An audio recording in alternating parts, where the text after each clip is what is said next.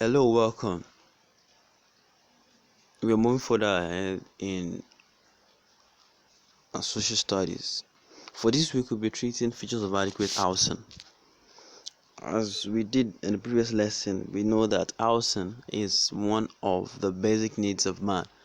People live in houses to protect them from rain, sun, thieves, and wild animals. Different types of materials for building houses.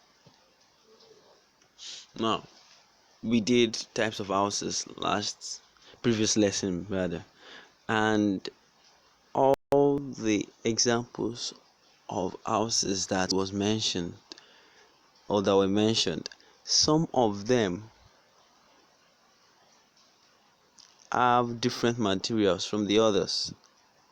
For example, one of the materials for building houses is stone, another one is wood, another one is straw, another one is mud, and another one is glass. What should a house, a standard house, have? What should it have? Number one thing it should have is proper ventilation.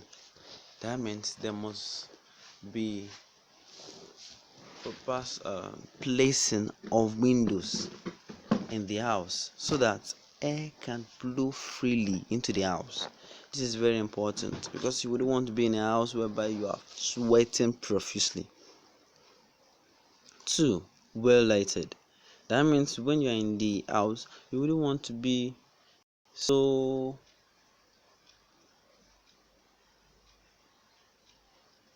you want to be feeling like you are in the dark, especially during the day. It would be a very bad thing for a house to be built, and during the day you still have to use lights. You still have to put on lights from other sources. Normally, during the day you don't have to put on lights from other sources. Daylight should be able to penetrate into the house for everybody to see properly. Another thing is you have a sitting room with visitors' toilet.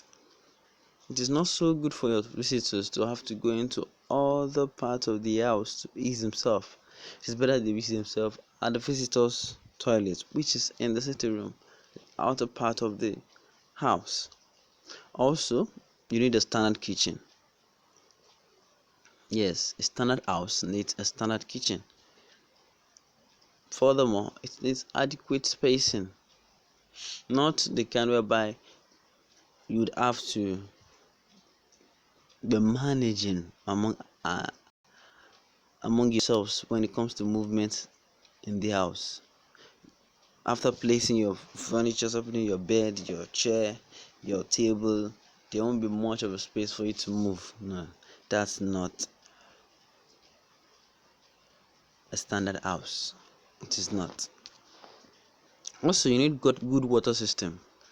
That means the system whereby water will be brought in from outside the house into the house, into different parts of the house. It's not so good that there will be water in some part of the house and there won't be water in other parts of the house. Strong structure. You wouldn't want your house to just collapse one day. It can lead to death, it can lead to injury. So another thing you should have, even I would say that this is one of the first things you should have, it must be strongly built. It must have strong structure. Also, you need a place to take your food and sit like a civilized human being to eat. And that is the dining room. Also, for your cars, for your bicycles, for your tricycles, for your means of transportations, you need a place to park them, don't you?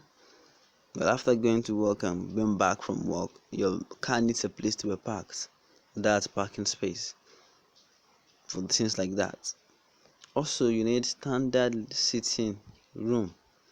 Yes, standard sitting room. Standard sitting room. in the standard sitting room in a house. Now, in a rural area and an urban area, there are different needs. Also, needs also can be said to be the same. There's similarities in the needs, that because what is needed in a rural area is also needed in the urban area, just that it is just the intensity of how much they are needed that's different. To build a house, you need land, right? You need land availability anywhere you are. You need cost of acquiring land. You need money to buy land. Now, it is one thing for land to be available. It is another thing for you to have money to buy it. That's cost of acquiring land. Also, you need building materials. You need building materials, and the cost also can affect the building of house. You need cost of renting or buying a house if you're unable to build yourself. Then the need for what? Demand for housing. Now, all these things affect housing needs. All these things are what we can say housing needs. Now, the difference between housing needs of rural area and urban settlement is that in urban settlements, there is high demand for housing. There's the population in urban settlements are always high. Where will all of them go? They need houses. Therefore, there always be demand. There always be need for housing. They always need houses. Therefore, there's always demand for people to build houses for rent. Some people to buy houses to live in, to buy land to build houses. Also, building materials are cheaper in rural areas than in urban areas. For example, take wood. It can be easy in a rural area to just go into the forest and get the wood and bring it out, process it and use. But in an urban area, to be going, one have to go into the forest, get the wood, process it, then transport it. Now, the transportation can make the can make make huge difference between the price of that same material in a rural area and urban area, because by the time you're bringing it from that village, which is a rural area, down to the city, definitely the cost will increase. Now, building materials are more available in rural areas than in urban areas. In rural areas, you can easily just go into the bush and get things you need. You can easily just use things around you. But in urban areas, you can't do that. You have to buy everything.